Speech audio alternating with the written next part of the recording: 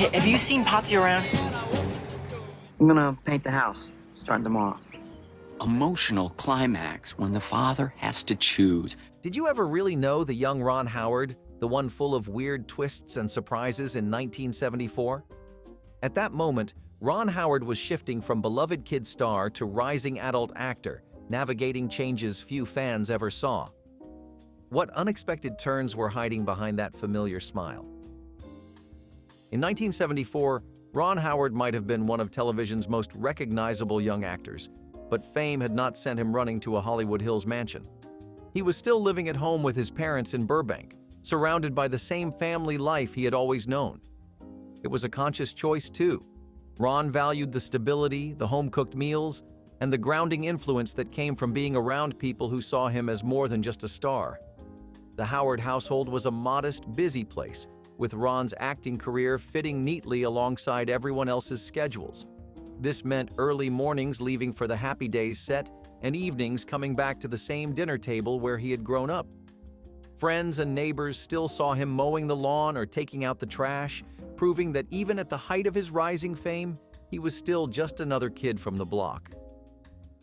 Staying home kept him out of the Hollywood party scene, which was exactly the way he wanted it. It gave him a sense of normalcy in an industry that rarely offered it. And perhaps that was part of why he remained so grounded through the changes his career was about to bring. By the time Happy Days was taking off in 1974, Ron Howard was already deeply committed to his high school sweetheart, Cheryl Alley. Unlike the fleeting romances that often surrounded young actors, Ron's relationship was steady and built on years of knowing each other before fame complicated things. Cheryl would sometimes visit the set, and the cast quickly came to see her as part of the extended Happy Days family. Ron liked having her there, partly because she reminded him of life outside the soundstage, and partly because she could make him laugh between takes in a way no one else could. Their connection was genuine, free from the usual Hollywood gloss, and it kept Ron centered when the pressures of being a leading man started to weigh on him.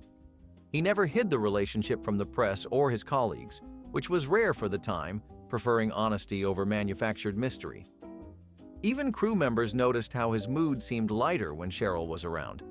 It was a relationship that stood in sharp contrast to the whirlwind dating lives of many actors his age, and as history would prove, it was a choice that would last a lifetime. Ron Howard's first car was not a flashy sports coupe or a custom muscle car. It was a humble Volkswagen Beetle. Purchased just as he was gaining independence, the car was more about practicality than showing off.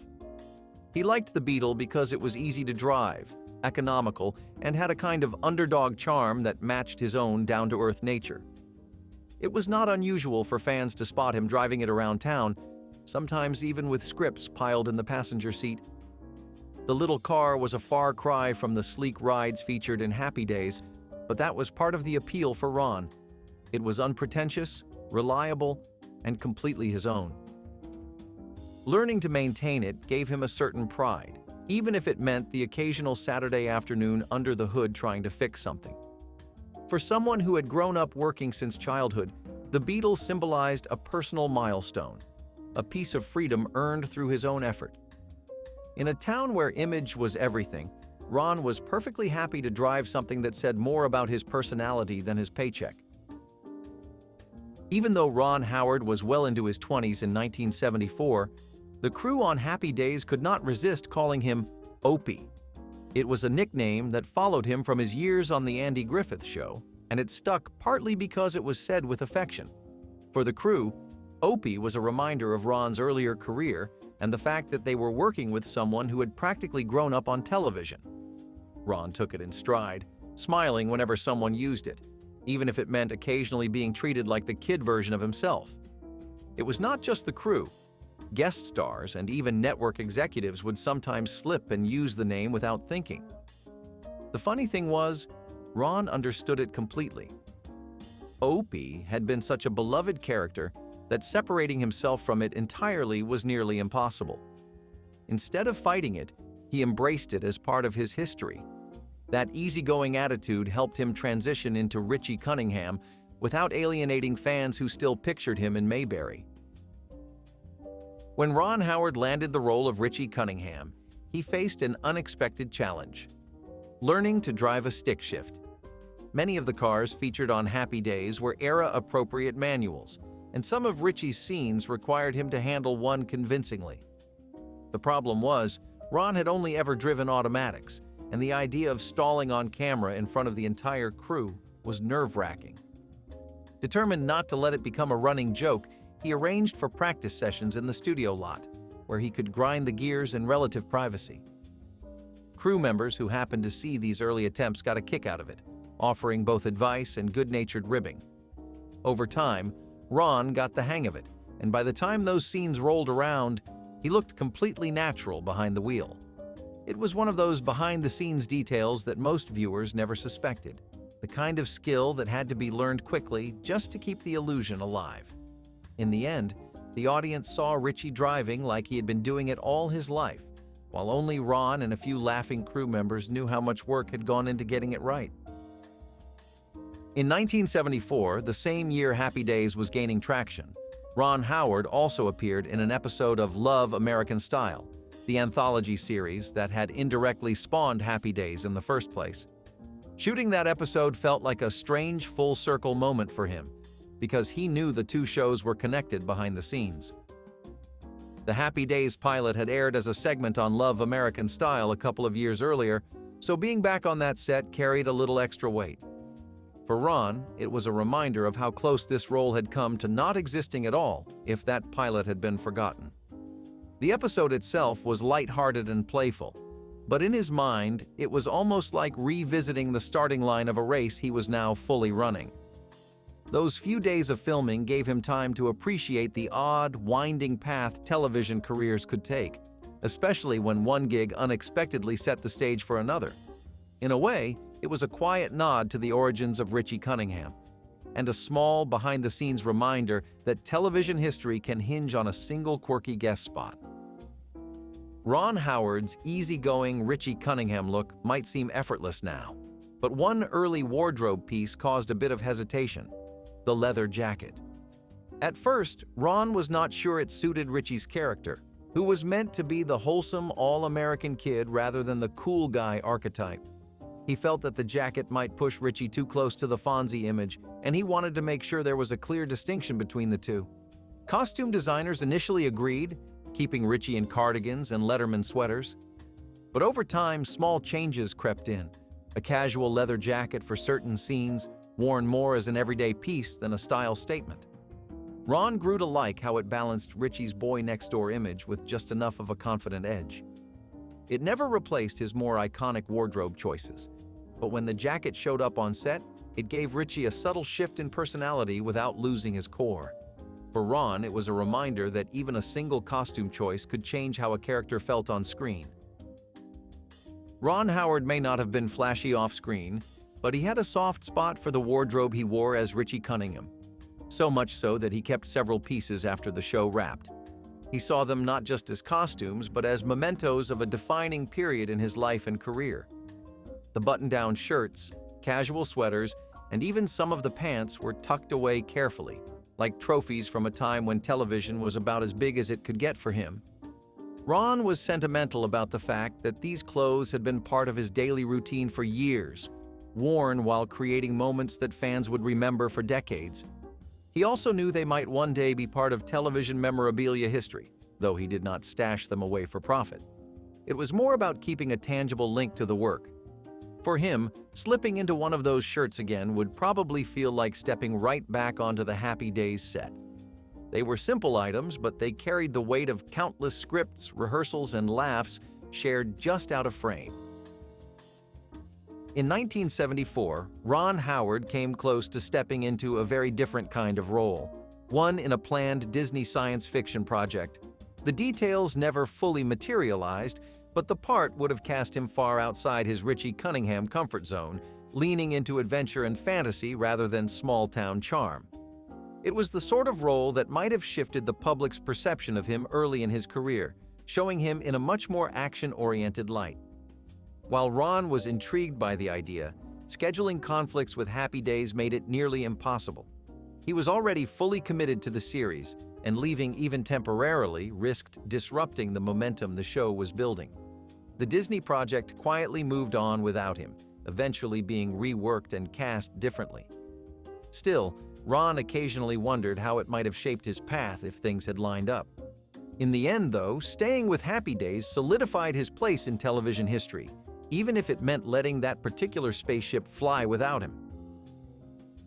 When talk of an American Graffiti sequel started to bubble up, Ron Howard was a natural candidate to return.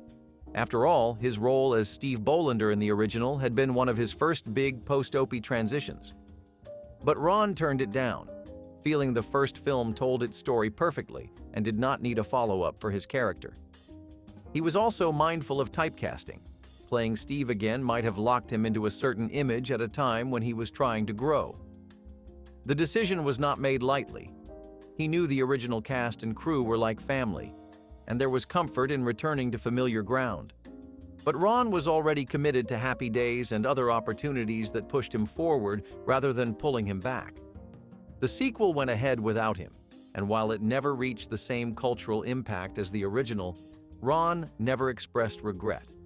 For him, saying no was about trusting his instincts and protecting the momentum he had carefully built in the mid-70s. In 1974, while he was already a recognizable face on television, Ron Howard made a surprise appearance on The Dating Game. It was one of those moments that blurred the line between actor and regular guy. Here was Richie Cunningham himself, sitting under the bright stage lights, answering playful questions and hoping to charm a mystery contestant. The format was pure 70s TV fun. 3 bachelors hidden from view, a series of lighthearted prompts, and just enough awkward humor to keep everyone smiling. Ron leaned into the moment, keeping his answers warm, quick-witted, and just a little self-deprecating. Even though it was technically a game, he treated it like a performance, never letting the easy charm slip. Fans watching at home got to see a slightly different side of him. Not scripted Richie, but Ron himself, having fun in the spotlight. Whether or not the date ever actually happened, the appearance became a quirky footnote in his career, showing that he could fit into just about any kind of entertainment setting and still feel authentic. Despite working full-time on Happy Days in 1974, Ron Howard was still taking college classes. He attended the University of Southern California's School of Cinematic Arts, quietly working toward his long-term goal of becoming a director. Balancing a network television schedule with academic commitments was no easy feat. It meant studying on set, carrying books in between takes, and occasionally missing out on downtime with the cast to keep up with assignments. But Ron saw education as an investment in his future, a way to expand beyond acting and into storytelling from behind the camera. Professors and classmates were often surprised to see him walk into a lecture after a morning spent filming scenes for millions of viewers. Sometimes he would arrive to class still wearing makeup from set, a detail that amused his professors. Group projects were a challenge. His filming schedule often meant finishing them at odd hours or on weekends. His classmates learned quickly that he was serious about the work, never relying on his celebrity to get an easy grade. Ron often said that sitting in a classroom kept him grounded, especially when the TV world around him was moving so fast. That steady pace of learning gave him a quiet confidence, a feeling that he was building something lasting beyond the fame of the moment. It was a disciplined, deliberate choice that reflected his commitment to a bigger vision, even when he was riding high on acting success. That same year, Ron Howard also dipped into the world of voice acting, lending his voice to a Saturday morning cartoon. It was a completely different kind of performance. Without a costume, set, or physical movements to rely on, every bit of the character's personality had to come through his voice alone. The role itself was light and humorous, a perfect match for Ron's approachable tone and knack for timing. He recorded the sessions in quick bursts, fitting them around his Happy Days filming schedule, and discovered how much fun it was to play with dialogue in such a focused way. Working in animation gave him a new appreciation for the energy and imagination that went into making Saturday morning favorites come alive for kids. The recording booth felt like a whole new world, quiet, focused, and surprisingly freeing. Without a camera, Ron could experiment more wildly with his delivery, even exaggerating emotions for comedic effect. He quickly developed a respect for career voice actors, realizing how demanding it was to sustain a character without any physical cues. Some of the crew on the cartoon were Happy Days fans and would slip in jokes about Richie Cunningham between takes.